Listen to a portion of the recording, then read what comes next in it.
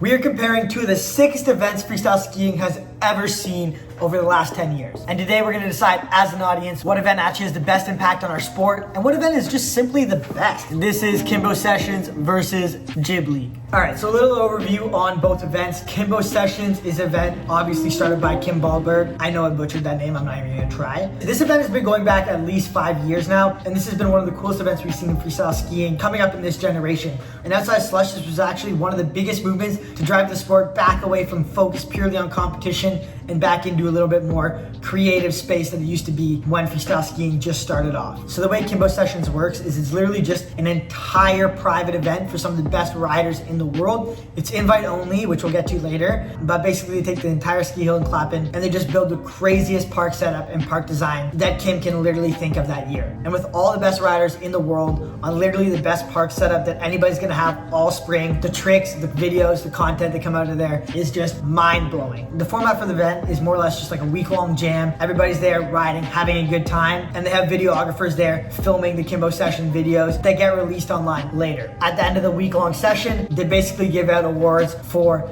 best overall, best trick, etc., best style, whatever. And along with those awards, they do hand out some cash. Event organization-wise, like contests, first place, second place, third place, not really the main focus of what Kimbo Sessions is. It's more just a jam session with all the homies, trying to get the craziest clips, craziest ideas you can landed on snow. And a little overview for Jib League. Jib League has popped up on the scene in the last 2 years. I believe this is gonna be the third year of Jib League. You guys can correct me if I'm wrong. Jib League is a crazy contest format conceived by Ferdinando, James Woodsy, and a few other people. Again, with hopes to bring the sport back to more of a core aspect and less of a competition, Olympics focused theme. So the way Jib League works is there are pro sessions and open sessions, which is really, really cool. This is one thing about Jib League that I think stands out above all the rest, which we'll dive into later. It's open to the public. They have a few open sessions throughout the year in various places like the States, the UK, etc. And they pick 2 to 3 features that they've either created or are in the park already. And it's more or less who impressed the judges the most gets spots to the pro sessions for the rest of the year. And for the professional Jib League events, there's people that are invited like Jesper Tejader, Kobe Stevenson, Henry Carlo, etc. All the guys that want to go, the big name pros, will be there. And also the people from the open class that have qualified for the pro events. Over the years, it's kind of changed how many pro events they do. I believe it was 3 last year.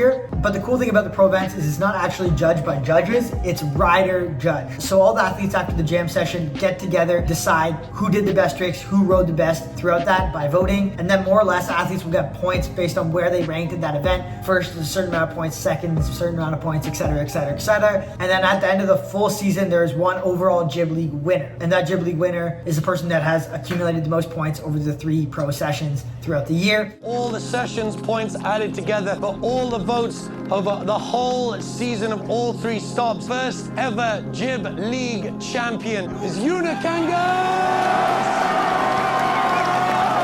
And they do actually give out prize money at each event and prize money at the end, which is really, really cool. A shout out to the sponsors that are helping them make that possible. That's something that we don't see every day. And on top of that, again, like Kimbo Sessions, they're using social media to film and document all the Jib League events and make a masterpiece movie at the end of the year, which is something, we all look forward to on YouTube when it comes out. It's just awesome. All right, so now that we know a little bit more about the events, let's dive into the pros and cons. Pros of Kimbo Sessions. Kimbo Sessions is actually, more or less not really a contest. It's just a 1 week long jam session on one of the best park features in the world. So pros for Kimbo Sessions, usually the park is top tier, and obviously because it's on an actual ski hill and they spent months putting it together, the setup is way, way better than most of the Jib League setups are. The jumps, the rails, creativity for an event like that is just a little bit better. It's not there for 1 or 2 days. It's set up for like a week to 2 to 3 weeks, right? Another pro, depending on how you look at it for Kimbo Sessions, is there's relatively zero pressure. It's not really a contest. You're just there to ride and have fun and do the best tricks you can. So a lot of people can just take a load off. And on top of that, for Kimbo Sessions, obviously all the riders that are there are getting put up at a hotel on the ski hill, and all they have to worry about is ride. Everything else is covered, so that's obviously a huge benefit.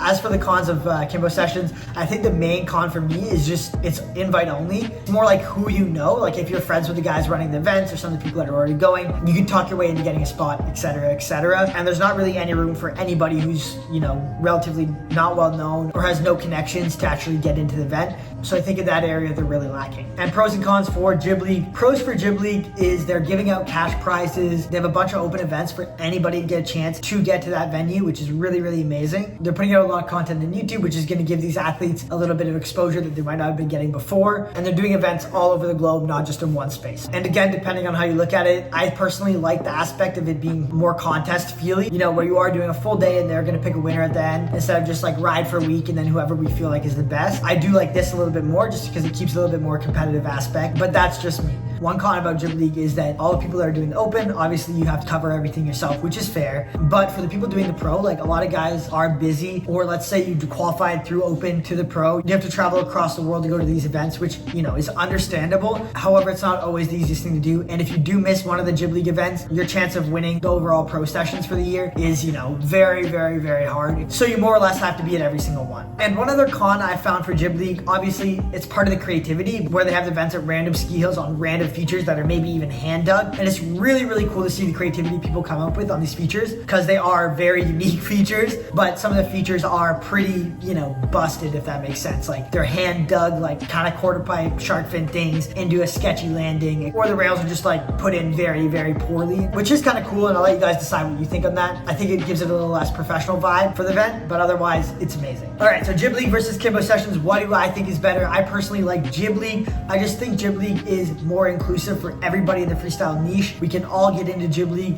We can all drive a couple hours to one of the open events and participate. I think that's huge. I think Kimbo sessions is just missing this openness where people can, you know, either work their way to get to go there or join somehow if you live nearby. Outside of that, I think Jib League just has more of this new energy. It has a bunch of events throughout the year. It's not just, you know, one big event at the end of the year, and they're hitting all the different demographics across the world, going to different places. So I think for those reasons, and just like the amount of videos they put out on YouTube from Jib League, like each event and then the year-end one, it just puts me over the edge for Jib League. But I'd love to hear your guys' thoughts. Let me know down below, and I'll see you in the next video. Deuces. And quickly before you go, if you guys haven't had a chance to check out the membership channel, check it out. This is how you guys are going to support the channel, and it means a lot to me. It helps me keep the YouTube channel running and my ski career on track. Plus, there's lots of cool content. Deuces.